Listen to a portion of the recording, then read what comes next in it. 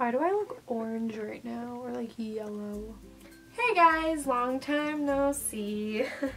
I am currently dressed for work right now. If you don't know, I work at Athleta. That's why I haven't been filming very much lately, because I work a bunch, and when I'm not working, I kind of just like to have my free time and not do more worky kind of things like film.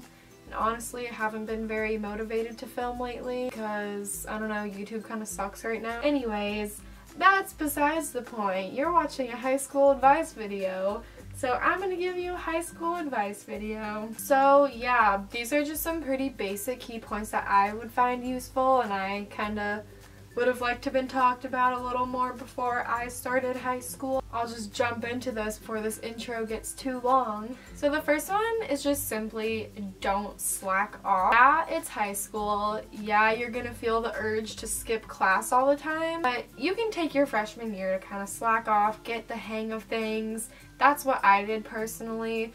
But if it's your junior year and you're still slacking off, if you're going to college, they're not gonna like that. Just try to make good habits earlier on. If you're totally slacking off freshman year because you think like, oh, it's freshman year, it doesn't matter. True, it doesn't really matter that much if it's freshman year, but your study habits are gonna kind of set the tone for the rest of high school.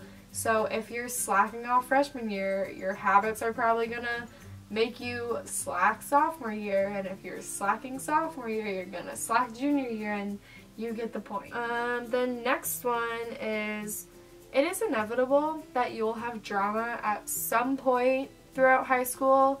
If you are a teenage girl going through puberty, your hormones are whack and you are whack and your mental state is just whack.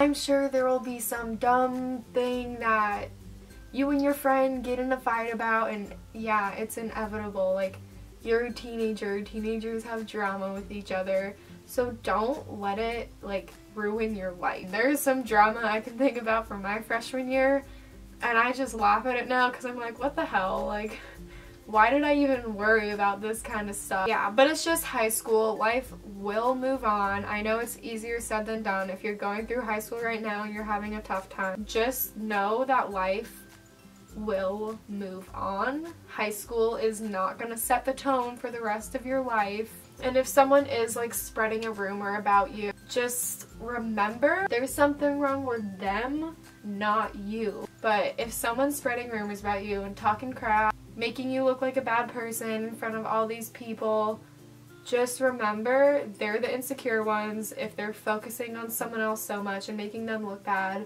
And there's probably something wrong with them if they're just saying these untrue things. Okay, so the third one I have to talk about is it is okay to be different. I personally know what it feels like to be judged for doing something that's not the norm, like YouTube. And in high school, I definitely got a lot of judgment from people. People just like to watch my YouTube videos and assume that they know me, make their judgments off of like the one side they see of me on YouTube instead of actually getting to know me. And making YouTube videos made me kind of different, so I know the struggle slightly to be different. It definitely is something that affected high school a lot for me. Just filming and having people I know people would judge me. I have definitely been told by my friends, like them hearing people talking about my YouTube channel, making fun of me in classes, or watching my videos during class and talking about how they're cringy and all those sorts of things. So I know what it's like to be picked on for doing something that's not normal, I guess. You see me not doing YouTube because of that, because I'm still here even if these people are judging. So I guess my point here is do what makes you happy. Let them be salty and judge you, that's on them. But at the end of the day, if you were to be doing things that made other people happy and that you thought they wanted to see you do, then you wouldn't be happy with yourself. And I would just hate if one of you guys gave up a hobby of yours because someone was judging you or making fun of you for it. Fourth one is how to make friends. I feel like I'm not very credible for this because I sucked at making friends. That's just a cute little side effect of social anxiety. I feel like that's another part of why I do YouTube, because I have social anxiety, if you guys didn't know, so if you go to my school and you're like, that girl never talks, like, she must be a bitch. Sorry, I don't know how. Like, it's hard to give advice on this topic, even though a lot of people want to know how. And I don't know, everyone's different at making friends. Literally, people tell me like, oh, compliment that person and then that'll form a friendship. Like, that's not true. So I don't even know how to make friends. Like, I could literally be like, oh, I like your shirt, and the person will be like, thanks, and walk away. Like, I don't know what forms friendships anymore at this point. I guess if I were to give myself advice, then I would just say, like, do more extroverted things, like force yourself to do a sport, go find some clubs to join, I don't know. Another thing is, if you want to be friends with someone and that person doesn't really show something back, don't be offended if they don't want to be your friend, or if they just don't seem to show interest. Some people just simply don't mesh well. That doesn't mean there's anything wrong with you, it just means you two are different as people and it just isn't meant to happen. And then my next one is how to maintain grades, good grades, in a social life. What I personally did, I guess, I would get my schoolwork out of the way first, or most of it out of the way at least, so then I had like a couple days to just not stress out, and then I could just hang out with my friends. Like, I'm the kind of person that will do homework on a Friday night just so I can do stuff all weekend instead of doing it like all Sunday, you know what I mean? Or I'd take study hall classes, or not study hall, like free periods, and I'd use that kind of as like a study hall, so I'd get my homework done during then.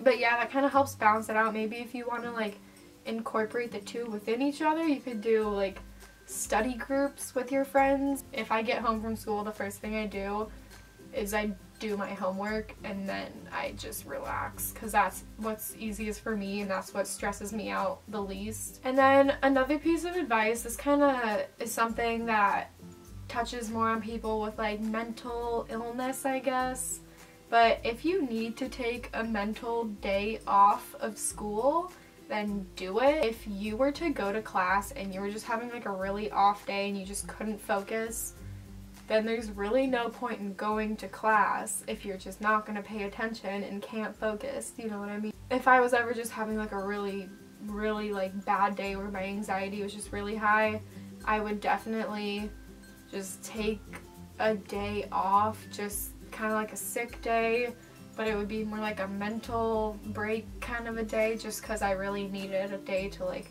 regroup. And on that note, don't skip class all the time too. It is an easy trap to fall in, to be like, oh, I just need a mental day, but sometimes you take advantage of that and you don't really need a mental day anymore, you just don't feel like going to class.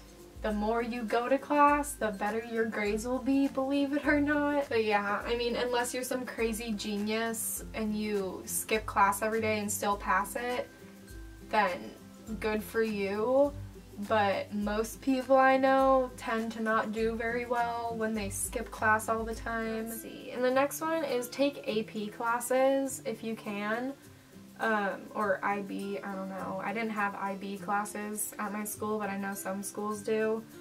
But it's just better to get ahead of the game with AP classes. If you are going to college and you take an AP class and pass the test with the AP class, then you're going to save yourself a lot of money. You are paying, what, it's probably $60 for an AP test and like $1,000 for normal, depending on where you go, but it's for a college class.